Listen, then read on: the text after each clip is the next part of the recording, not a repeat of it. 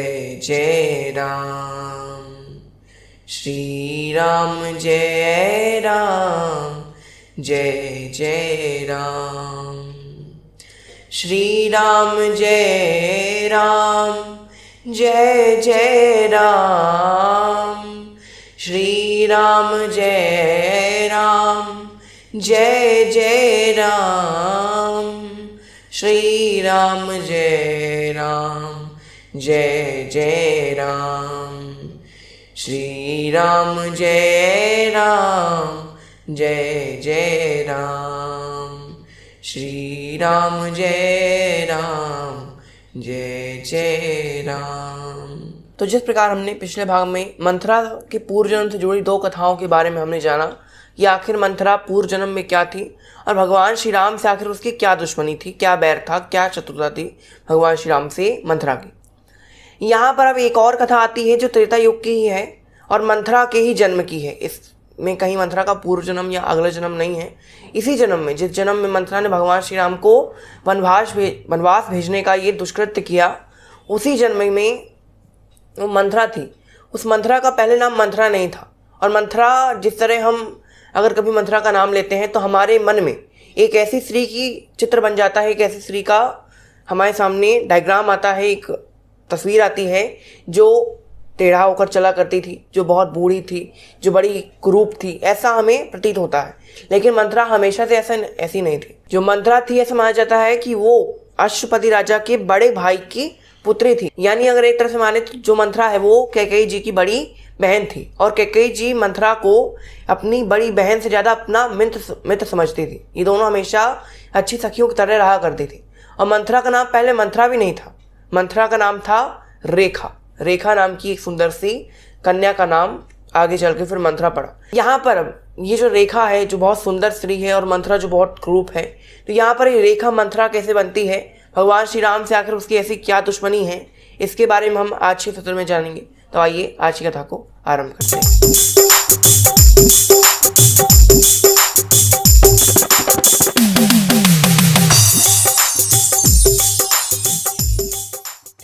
जो मंथरा थी वो पहले बड़ी सुंदर थी, उसका नाम था रेखा। वो राजा अश्वपति के बड़े भाई बृहद्राक्ष की पुत्री थी। यहाँ पर जो कैकेयी और मंथरा, जो रेखा हैं, कैकेयी और रेखा, ये दोनों बचपन से ही एक बड़ी बहन की तरह ना रहकर सखियों की तरह रहा करती। बहनों से ज़्यादा ये एक दूसरे को सखी माना करती थी। सखियों की तरह ये दोनों एक दूसरे को प्रेम करती थी, एक दूसरे के प्रति ये स्नेह भाव रखती थी। कभी कैकेयी रेखा के साथ खेलती तो कभी रेखा कैकेयी के साथ खेला करती थी। यानी बड़ा ही प्रेम था इन दोनों के बीच में। यहाँ पर जो रेखा थी यानी मंथरा, तो जो रेखा है उसको बचपन में एक अजीब प्रकार का रोग हो जाता है जिसमें उसको दिन भर खूब पसीना आया करता था और उसे दिन भर प्यास लगा करती थी। यहाँ पर जो राजा बृहद्राक्ष थे बड़ी परेशान हो जाते हैं कि मेरी पुत्री को आखिर ऐसा क्या रोग लग गया, क्या उसने ऐसे कौन से कर्म किए जिसके कारण उसको ऐसा रोग हो गया। तब यहाँ पर जो मंत्रीगण थे राजा बृहद्राक्ष के, उनको कहते हैं कि महाराज, हमने सुना है कि सत्यनारायण भगवान की कथा से बड़े बड़े रोग ठीक हो जाते हैं, बड़े बड़े जो गरीब लोग हैं वो धनवान हो जाते हैं, लोग संपत्तिशील हो जाते हैं, संपत्तिवान हो जाते हैं, और जो लोगों के बड़े बड़े रोग हैं वो दूर हो जाते हैं। तो हम चाहते हैं कि आप अपने राज्य में सत्यनारायण भगवान की कथा रखिए, जिससे आपकी जो पुत्री का जो बड़ा ही भीषण रोग है वो दूर हो जाएगा, ऐसा हमारा मानना है। तो यहाँ पर मंत्रियों के कहने पर राजा बृहद्राक्ष भगवान श्री सत्यनारायण की बहुत बड़ी कथा का आयोजन करते हैं। यहाँ पर पूजा में भगवान श्री सत्यनारायण के अभिषेक के लिए एक विशेष प्रकार का जल तैयार किया जाता है, जिसमें चंदन आदि अच्छे अच्छे सुगंधित द्रव्य डाले जाते हैं, मीठे द्रव्य डाले जाते हैं, कई सारी औषधियाँ डाली जाती हैं। इस जल का निर्माण भगवान श्री सत्यनारायण के अभिषेक के लिए किया जाता है। यहाँ पर जो दासी इस जल को ले जा रही थी सत्यनारायण भगवान की पूजा में, वो अचानक से उस जल को रख देती है रेखा के कक्ष में। यहाँ पर अब रेखा को जैसे प्यास लगने का रोग था, तो यहाँ पर रेखा को बहुत पसीना आता है और रेखा प्यास के कारण पानी को पी लेती है। अब यहाँ रोग था, उसको तो ज़्यादा देख नहीं पाती कि कैसा पानी है, किसका पानी है, और आधा पानी पिया उसने और आधा छोड़कर वो जूठा पानी रखकर चली जाती है। यहाँ पर जो दासी थी वो पानी को ले जाकर भगवान सत्यनारायण भगवान की पूजा में रख देती है। यहाँ पर वही जल से भगवान श्री सत्यनारायण भगवान का अभिषेक हो जाता है।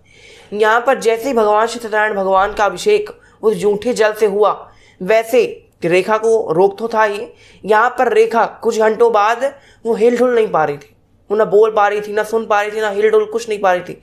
उसके जो सभी अंग थे वो जकड़ गए।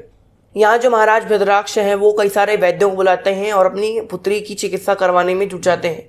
यहाँ पर कई दिनों बाद कई सारी औषधियों का लेप करने के बाद, कई सारी औषधियों का सेवन करने के बाद जो रेखा थी उसका जो शरीर है वो दोबारा से ठीक हो जाता है, परंतु उसकी जो कमर थी वो झुक जाती है।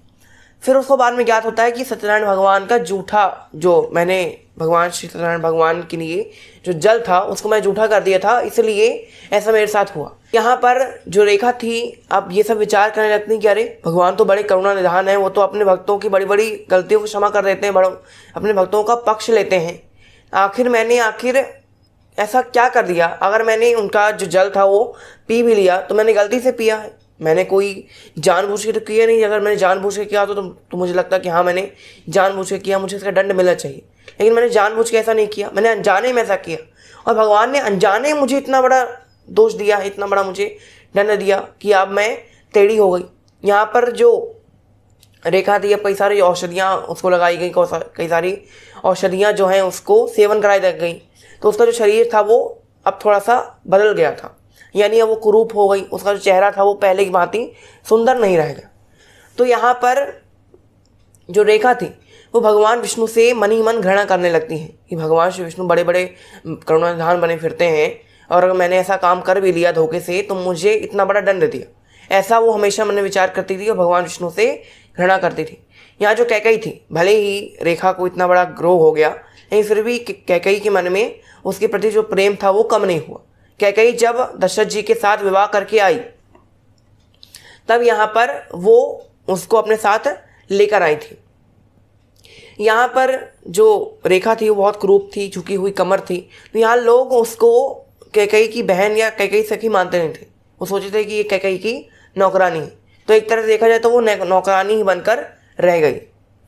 यहाँ पर रेखा थी अब और जलने लगती हैं, अरे मैं तो कैकेयी की बड़ी बहन थी, मैं तो बड़ी सुंदर थी, मैं तो कैकेयी से सुंदर थी, लेकिन आज भगवान विष्णु के कारण मुझे ऐसा होना पड़ा कि मुझे लोग दासी से भी बदतर समझते हैं। लोग मुझे दासी समझते हैं, मैं तो राजकुमारी हूँ लेकिन लोग मुझे दासी समझते हैं।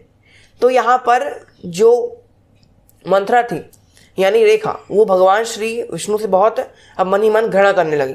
अब यहाँ जो उसका नाम था वो भी रेखा से मंथरा कर दिया गया, परिवर्तित हो गया नाम। यहाँ पर अब जब भगवान श्री राम का जन्म होता है और जब मंथरा को ज्ञात होता है कि साक्षात भगवान श्री विष्णु ही राम के रूप में जन्म लिए हैं, तब यहाँ पर मंथरा को भगवान श्री राम के प्रति और घृणा हो जाती और मंथरा ठान लेती कि मैं कैसे ना कैसे करके इसका जीवन नष्ट कर दूंगी। जैसे इसने मेरा जीवन नष्ट किया है, मुझे दर दर की ठोकरें मुझे खानी पड़ी हैं, अब मैं इसको भी दर दर की ठोकरें खिलवाऊंगी। तो यहाँ पर ये सारी जो कथाएं हैं जो कई सारे ग्रंथों में मिलती हैं, या फिर कुछ कथाएं हैं जो लोक कथाएं हैं, जो जनश्रुति हैं, जो लोगों के द्वारा कही गई हैं, संत जन कहते हैं, उन सभी कथाओं को हमने आपके समक्ष रखा है। यहाँ पर अब जो मंथरा है, जब उसको ये ज्ञात होता है कि भगवान श्री राम का राज्याभिषेक होने वाला, जब उसे ज्ञात हुआ तब वो दौड़ी दौड़ी पहुँच जाती है श्री महारानी कैकेयी के कक्ष में और बहुत ही अनाप शनाप कहना शुरू कर देती है। यहाँ पर अब आगे हम ये जानेंगे कि कैसे मंथरा और कैकेयी के बीच में क्या क्या संवाद होता है, मंथरा कैसे कैकेयी को भ्रमित कर देती है, और हम ये भी जानेंगे कि मंथरा का कैकेयी को भड़काना तो एक बहाना था, कैकेयी को तो राम को वन ले जाना ही था। अब क्यों ले जाना था, आखिर कैकेयी की क्या मंशा थी? कैकेयी चाहती थी और जानती थी कि भगवान श्री राम वन जाएंगे और कैकेयी वो राम को वन भेजना ही था। जो मंथरा थी तो एक तरह से मान लीजिए एक माध्यम बनी कि उसने कैकेयी को भड़काया और भगवान श्री राम वन गए, लेकिन कैकेयी जी को राम जी को वन भेजना ही था। अब क्यों भेजना था, क्या क्या कारण हुए हैं, इस सब के बारे में हम आगे जानेंगे। तो आज की कथा को हम यहीं विराम देते हैं। आज के लिए इतना ही। आपका बहुत बहुत धन्यवाद। घर पर रहिए, सेफ रहिए, मुस्कुराते रहिए। जय श्री।